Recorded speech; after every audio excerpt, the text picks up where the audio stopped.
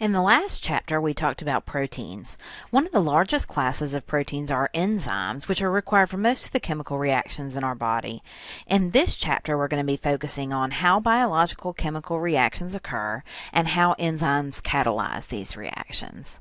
So in this introductory video, we'll specifically talk about types of energy and how the laws of thermodynamics apply to that energy, how that leads to the concept of free energy, and we'll learn about endergonic and exergonic reactions.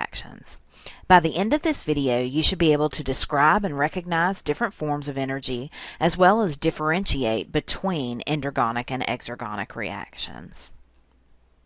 So first, let's talk about energy. So all life requires energy, which can be defined as the capacity to do work. This includes heat, chemical energy, electrical energy, mechanical energy, as well as radiant energy. And here in this picture, we see two types of energy. Kinetic energy, which is the energy of motion, as well as potential energy, which is stored energy. So here you can see that this diver is standing on top of the diving board. So he has a lot of potential energy. However, when this diver jumps off of the diving board, he's converted that potential energy into kinetic energy, the energy of motion. Then, when divers begin climbing up the ladder, that restores their restores their potential energy.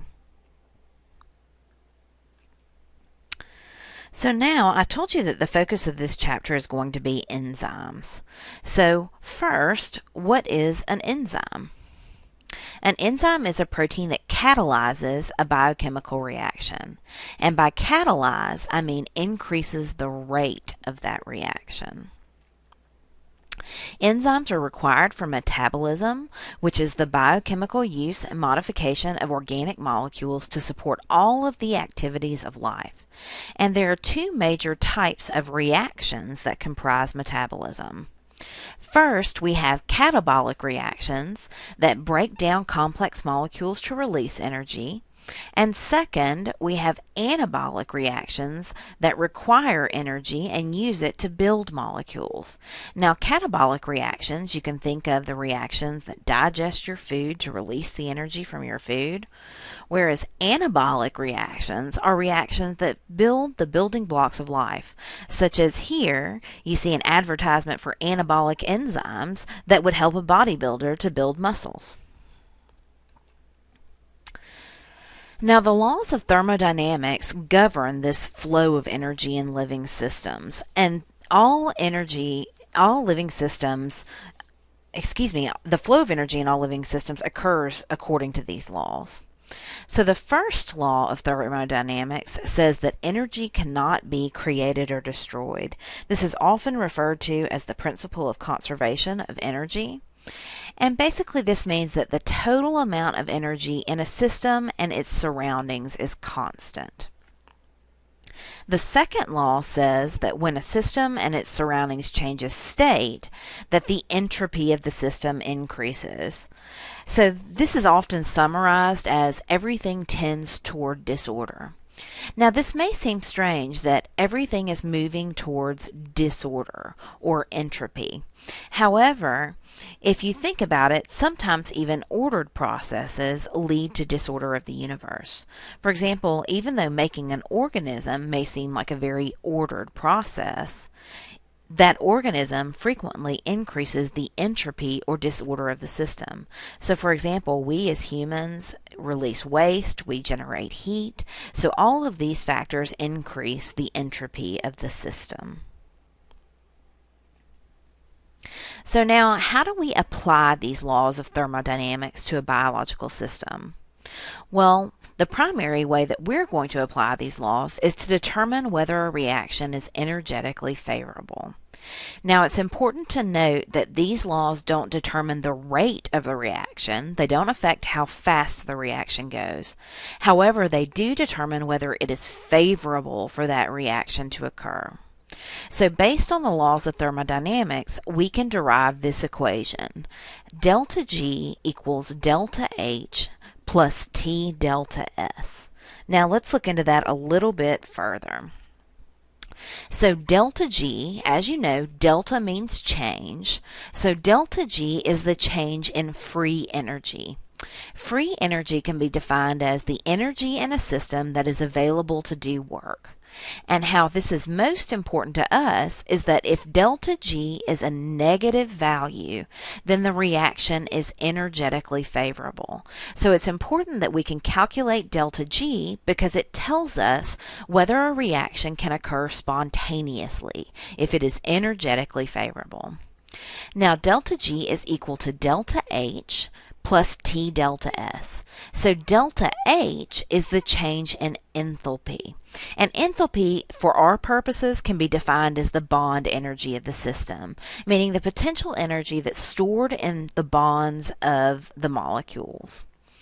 T is defined as the temperature, and this is always in Kelvin units. And S is the entropy of the system. So delta S is the change in entropy of the system. And entropy, as you remember, is the disorder of the system. Now there's also another way that we can calculate delta G in addition to this equation. We can also calculate delta G because delta G for a reaction is equal to the free energy of the products minus the free energy of the reactants. So there are two types of reactions that can be derived by looking at delta G in this way: an exergonic reaction and an endergonic reaction. So first, let's look at the exergonic reaction. In an exergonic reaction, the free energy of the reactants is higher than that of the products.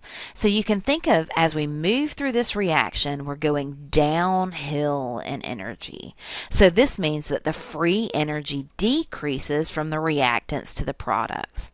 And in this case, delta G would be negative because the free energy of the products is less than that of the reactants. And as we stated in the previous slide, if delta G is negative, the reaction is energetically favorable and it will occur spontaneously. And in addition, exergonic reactions release energy. Now, an endergonic reaction is just the opposite. In an endergonic reaction, the free energy of the reactants is less than that of the product. So in this case, we can think of the reaction as moving uphill. So the free energy increases, and because the free energy of the products is greater than the free energy of the reactants, delta G is positive. So because delta G is positive, in this case, the reaction is energetically unfavorable. It will not occur spontaneously, and for that reaction to occur requires an input of energy. So as a part of this video, you should be able to differentiate between exergonic reactions and endergonic reactions, and now you know two different ways to calculate the change in free energy, delta G, of a reaction. And that's the end of this video.